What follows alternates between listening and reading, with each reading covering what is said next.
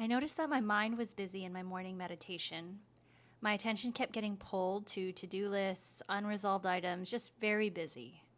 To sharpen my focus and help me stay present, I decided to slow down my mind with a practice that I found in a yoga book. It's an Iyengar practice for advanced practitioners that was created by senior Iyengar teacher Eyal Shifroni.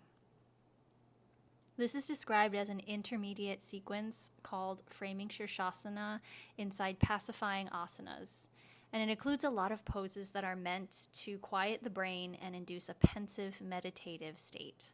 Exactly what I wanted to start my day. This is a cyclical type of class, or organized in a mirror structure, where the sequence of the poses are reversed during the second half of class. Mr. Shifroni said that repeating the same forward folds in the reverse order intensifies the effects of the poses and allows for a slow return from the cooling effects. This makes a lot of sense. If you look at the sequence of the poses, the majority of the poses are forward folds, which are all meant to calm your mind. The class starts from standing forward folds to seated forward folds. Energetically speaking, this allows the student to transition from the active outer world to the subtle space of the yoga practice by using higher energy poses that require activation of the legs to balance, activation of the arms, and then both arms and legs to bring the energy in and focus. From there, the class transitions to seated forward folds. Now that the energy has been concentrated to a more meditative and an internal space, we can go into more internal and pacifying postures.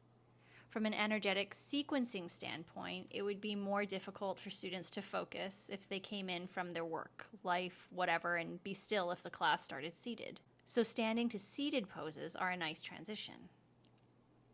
The sequence ramps up into Shirshasana headstand, which energetically pulls all the energy inward and stimulates our connection to higher self and consciousness.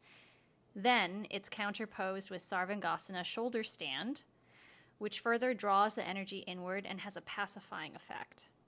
Further pacification happens in Halasana, plow pose, Karnapidasana, ear pinning pose, and Supta Konasana, supine angle pose or sleeping angle pose. Then we go into the restorative Setu Bandha Sarvangasana, bridge pose. There are deeply restorative properties to this pose.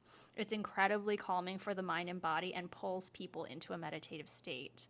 This pose, in many of its variations, is one of my favorites to practice. It feels so great.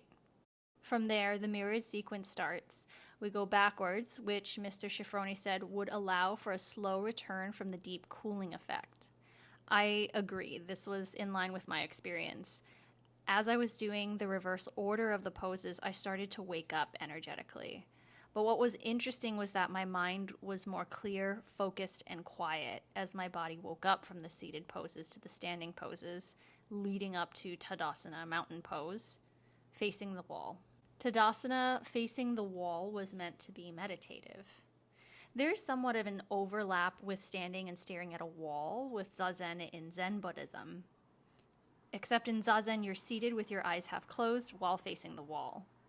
What's interesting about standing in Tadasana facing the wall is it's very active. I'm standing upright and am requiring myself to be alert in a different way than if I were seated, like one would be in Zazen. You know, when you're seated, it's a lot easier to just fall asleep while sitting, staring at a wall. So it was a very interesting experience to be standing 8 inches away from a wall. Then there's Shavasana to allow us to rest in awareness. Another meditative experience. It was really interesting doing this sequence because I was able to watch my energy get pulled in and pacified as advertised. Then watch mind and energy become very sharp and very clear while still being very calm when doing the sequence in reverse. It was a great practice. I would recommend doing it if your mind is busy and you need to really pull in your focus and get clarity of the mind. I was able to go into my day feeling better than I would have if I didn't do the practice. It set me up for a very positive and focused day. Mr. Shifroni, if you ever come across this video, thank you very much for putting out your book, and thank you very much for sharing that practice. It was a lot of fun to be able to do.